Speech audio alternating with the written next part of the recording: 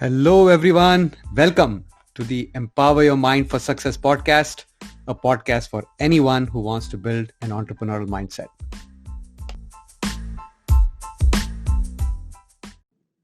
Have you ever wondered why we learn more of what we see than from what we hear?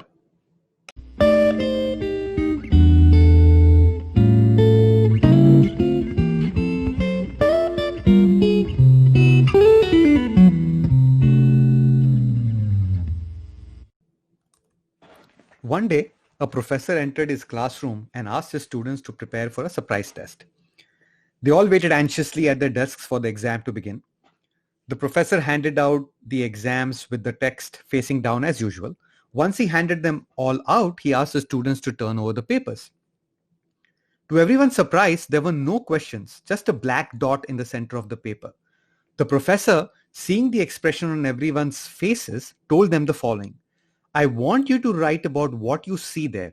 The students, confused, got started on the inexplicable task. At the end of the class, the professor took all the exams and started reading each one of them out loud in front of the students.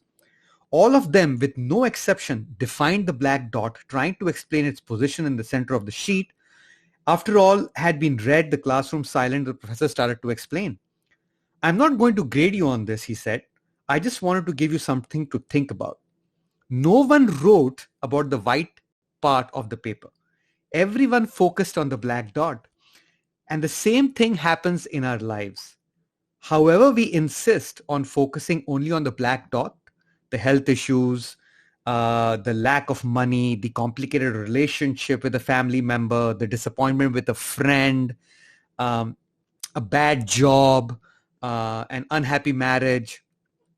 The dark spots are very small when compared to everything we have in our lives, but they are the ones that pollute our minds. Take your eyes away from the black dot in your lives. Enjoy each one of your blessings, each moment that life gives you. Be happy and live a life filled with love. The moral of that story reconfirms of what usually we hear people say, that seeing is believing. But what matters is what you see. You see, in a human body, there are 11 million receptors. 91%, 10 million of those receptors are dedicated to sight. It is no wonder that we learn what we see, not what we hear. And this is something very important. That is why some people say that perception is everything, right? What you see is what you believe. What you see will generate thoughts in your mind that will impact what you believe. It will impact your attitude. It will impact the actions you take, and eventually it will impact your life. So it is very important to have a perception that allows you to see things objectively. Now, when you see certain things, you always see it from your vantage point, from your point of view, and your point of view is heavily influenced by your belief systems. Even though you may see something, but if your belief system doesn't allow you to see it objectively, you won't. Imagine walking down a dark alley and you see a shadow of maybe something crawling on the pathway, and if your mind thinks that that's a snake, then you will get terrified if you're terrified of snakes. But if you get closer and you actually see that it was a piece of rope and not a snake, then your mind will then kind of calm you down. Oh, you know what? The truth is it is a rope and not a snake. Now, what happened, right? Your mind imagined seeing something based on what you saw, but it was not actually the truth. The truth was that it is rope, but your mind thought that, oh, it might be a snake, and because if it's a snake, your flight mechanisms in your body have to be triggered, and your entire blood starts rushing towards your extremity so that you can run as hard as possible away from danger, right? Your mind is trained genetically over centuries and thousands of years to to keep yourself safe, right? It's a survival mode.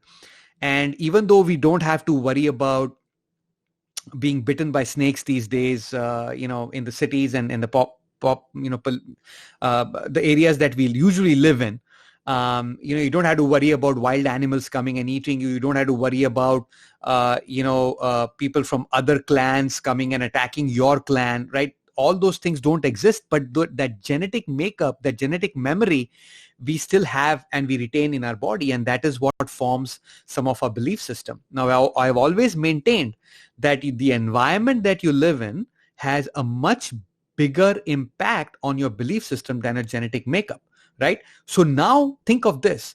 If what you see in your environment is what you will believe, if what you see in your environment will be reinforced and re-emphasized and underlined and underscored again and again by an authority figure in your life, then that is what you will end up seeing, right?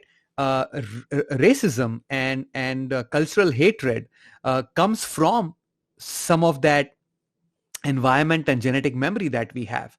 If you grow up in a minority, you will always be reminded that you're a minority and you need to be careful of the majority population, right? And it doesn't matter which country you live in. I'm not talking about white, black, or Muslims and Christians, or Israel and Palestine. I'm not talking about that at all. I'm talking about in general. In any country, you would always face this, right? People always want to fit in, but if they believe that something is wrong about themselves, then they will find all reasons why the person from the other side will not accept them, right? So but if you see it from someone else's perspective, that may not be the case at all, right? So that is why seeing is believing is correct, but what you see is more important, right? We cannot lose sight of all the good things that have happened this challenging year because of COVID and the pandemic. A lot of people have lost jobs. A lot of people who cannot leave home and were in an abusive relationship have been abused a lot. People have lost their livelihoods. Businesses have vanished with a snap of a finger. A lot of bad things have happened with people. But on the other hand, majority of the people have found peace. They have spent more and more time with their family.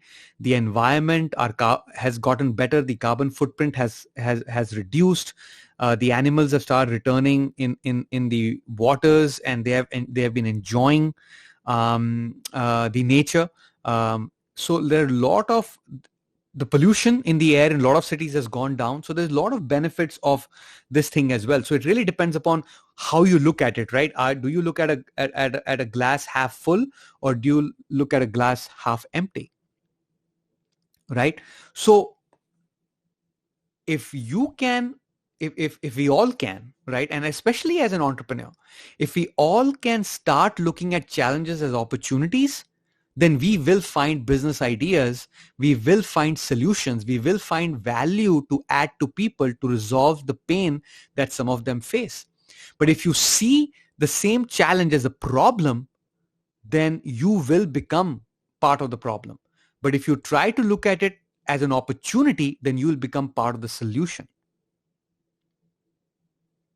Right? So it really depends on how you see what you see. Now, it is not easy. It's easier said than done. You have to be aware of what you're thinking and why you're thinking. You have to identify your patterns of your thought process. You have to find a way to interrupt those patterns, cancel the negative thoughts, and override those negative thoughts with a positive thought.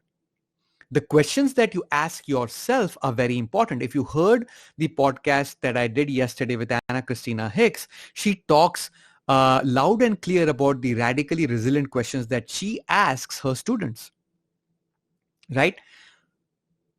Don't ask why this is happening to you. Don't ask why you are the one that these bad things always happen. The question you need to ask is, what is it that you can learn from this, right? Life doesn't happen to you. Life happens for you. And that's a very, very big difference. You just changed one word, a 2-letter word to a 3-letter word for. But if you even change that one piece of information in your mind, and if you believe that life is happening for you, you will completely change your mindset. You'll completely change your perspective and point of view. When you start thinking that life is happening for you, which means that things that are happening for a reason, and there is something positive that is coming in your life. Life is preparing you through the challenges for something bigger, better, that you can then provide as value to others. See, there is no reason all of us have to go through all the same mistakes all the time.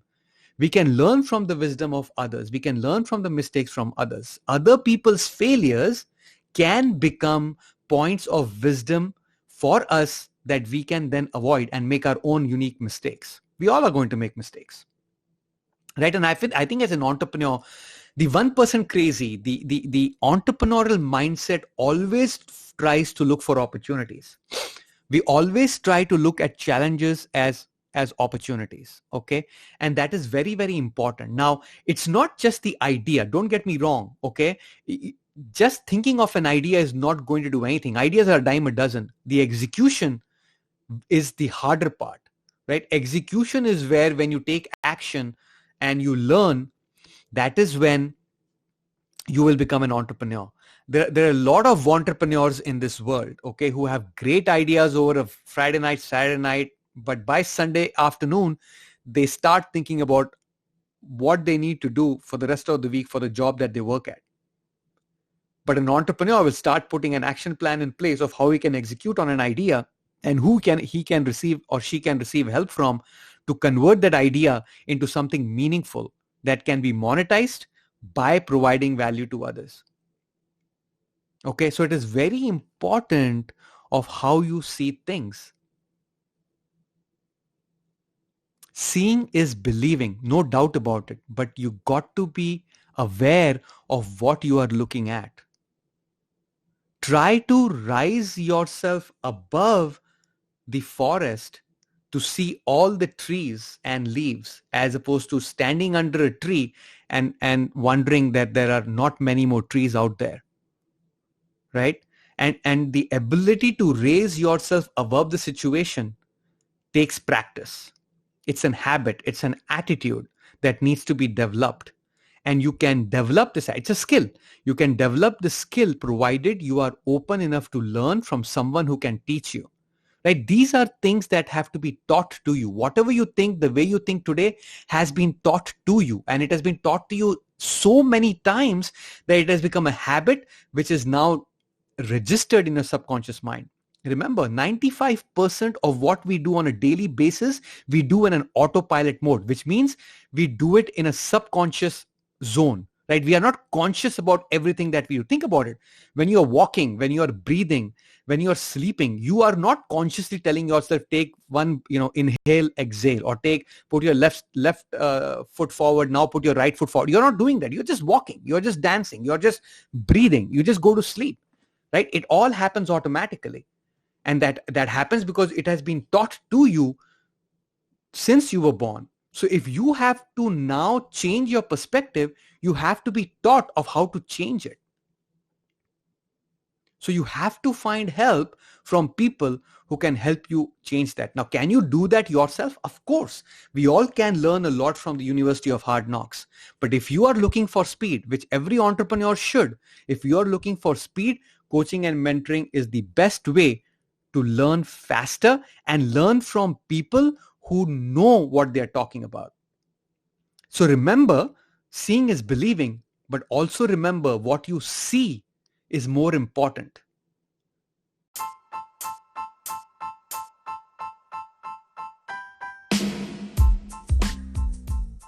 I hope this helps. I hope this provides value. If it did, please share it with someone you believe will benefit from listening to this podcast. And remember, you have unlimited potential. Own it. Until next time, take care. Thank you for listening.